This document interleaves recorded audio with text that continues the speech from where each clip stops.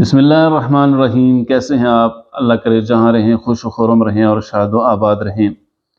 عمران خان صاحب کی P T I کو ایک بار پھر اس خطرے کا سامنا ہے جس سے بچنے کے لیے عمران خان صاحب نے انٹرا پارٹی الیکشن کروائے اور چیئرمین شپ بھی چھوڑ دی تھی۔ اس کے ساتھ ساتھ دوران عدت نکاح کیس کے اندر آج چوتھے گواہ نے اپنے بیانات قلم بند کروائے۔ انتہائی غیر اخلاقی گفتگو کورٹ روم کے اندر ہوئی، اس پر بھی ہم آتے ہیں، لیکن اس سے پہلے یہ کہ معاشی طور پر بہتری کے آثار نمودار ہوتے ہوئے نظر آ رہے ہیں اور ڈالر ایک مرتبہ پھر آج اس کا ریٹ گرا ہے اور 53 روپے پیسے کم ہو کر ڈالر کی قیمت 284 روپے ہو گئی ہے۔ وزارت خزانہ نے 17 ارب 40 کروڑ روپے الیکشن کمیشن کو جاری کر دیے ہیں۔ اس سے یہ اندیا ملتا ہے کہ الیکشن ہونے جا رہے ہیں۔ جو خبریں چل رہی تھیں کہ شاید الیکشن ڈیلے ہوں، شاید الیکشن میں تاخیر ہو اور الیکشن مؤخر ہو جائیں، ان خبروں کو ان کی تردید ہوتی ہوئی نظر آ رہی ہے۔ اگرچہ پیمرا نے بھی یہ نوٹیفیکیشن جاری کیا ہے کہ کوئی ٹی وی چینل یعنی الیکشن کے حوالے سے کسی طرح کی منفی خبر نہیں چلائے گا، لیکن بہت سی درخواستیں بھی آ چکی ہیں الیکشن کو مؤخر کرنے کے لیے اور اس کو التوا میں ڈالنے کے لیے، لیکن جو اقدامات کیے جا رہے ہیں اس سے اندازہ ہوتا ہے کہ الیکشن 8 فروری کو ہو جائیں گے۔ ادھر خبر چلتی رہی آج دن بھر کے عادل راجہ کو گرفتار کر لیا گیا ہے لندن میں، لیکن عادل راجہ نے اپنے ٹویٹر اکاؤنٹ سے اس خبر کی تردید کی ہے کہ ان کی کسی طرح کی کوئی گرفتاری نہیں ہوئی ہے۔ دوران عدت نکاح کیس عمران خان صاحب کے لیے ایک چیلنج ہے، ایک درد سر ہے، اور جس طرح کہ خاور مانیکا نے کہا تھا کہ 14 نومبر کو اس نے طلاق دی، پھر 1 جنوری کو عمران خان صاحب نے نکاح کر دیا۔ مقدمہ صرف اتنا ہے اور یہ مقدمہ یعنی اس کے پروف ثبوت موجود ہیں، تحریر موجود ہے کہ طلاق فلاں تاریخ کو ہی، نکاح فلاں تاریخ کو ہوا، تو یہ عدت کے دوران نکاح ہے یا نہیں، بات صرف اتنی ہے۔ لیکن اس کی بنیاد پر یعنی کسی کی ذاتی زندگی کے اندر داخل ہونا اور اس کے متعلق غیر اخلاقی گفتگو کرنا اور وہ بھی عدالتوں کے اندر، یہ انتہائی یعنی بھیانک چیز ہے اور سیاستدانوں کے لیے المیہ کی چیز ہے کہ ہر بار سیاستدان ہی رگڑے میں آتا ہے۔ عمران خان صاحب اقتدار میں تھے تو ان کی حزب مخالف رگڑے میں تھی، اب عمران خان صاحب رگڑے میں ہیں اور حزب مخالف جو اس وقت تھی وہ آج یعنی خوشیاں منا رہی ہے۔ جب مریم نواز کا دروازہ توڑ کر ان کو گرفتار کیا گیا تو اس وقت عمران خان صاحب کو اس پر نوٹس لینا چاہیے تھا اور اس کی بھرپور مذمت کرنی چاہیے تھی، لیکن حالات کو بدلتے ہوئے آج عمران خان صاحب بھی اسی بھنور میں پھنسے ہوئے ہیں جس بھنور میں کبھی انہوں نے اپنی حزب مخالف کو پھنسایا ہوا تھا۔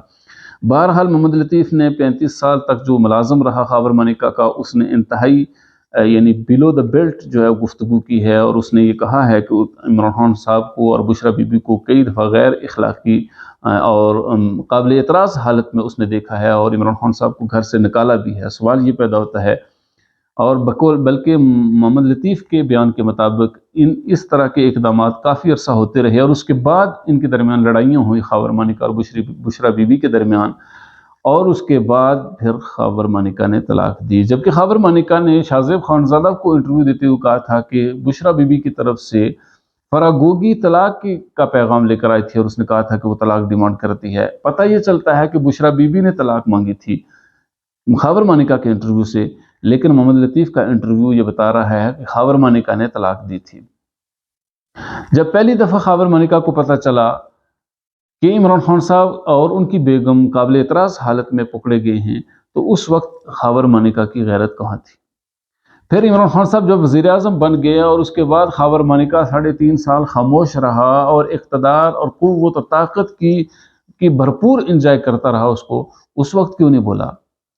اور جب خاور مانیکا کی بیوی نے عمران خان صاحب کے ساتھ نکاح کیا تو خاور مانیکا اس کی پاک دامنی کی گوائیاں دے رہا تھا، اس وقت یہ باتیں سامنے کیوں نہیں آئیں؟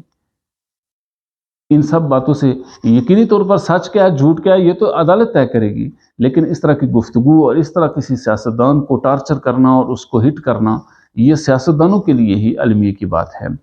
انٹرا پارٹی الیکشن ہوئے اور اس پر کافی اعتراضات آئے اور کہا یہ جا رہا ہے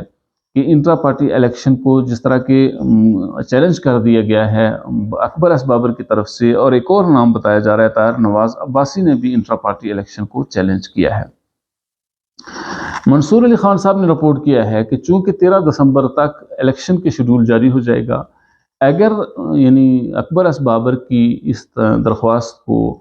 انٹرٹین کیا جاتا ہے، سنا جاتا ہے، قابل سماعت ہو جاتی ہے اور اس پر کارروائی شروع ہو جائے تو پھر عمران خان صاحب کے لیے اور پی ٹی آئی کے لیے بڑا دھچکا ہوگا کہ ان کا انتخابی نشان بیلٹ پیپر پر موجود نہیں ہوگا۔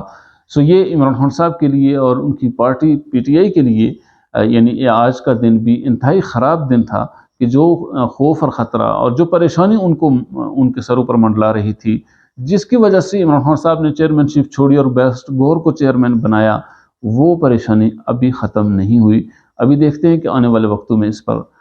کیا عدالت اور الیکشن کمیشن فیصلہ کرتے ہیں۔ ہماری ویڈیو کیسے رہی؟ اگر ہماری ویڈیو آپ کو پسند آئے تو اسے لائک اور شیئر ضرور کیجیے۔ السلام علیکم ورحمۃ اللہ وبرکاتہ۔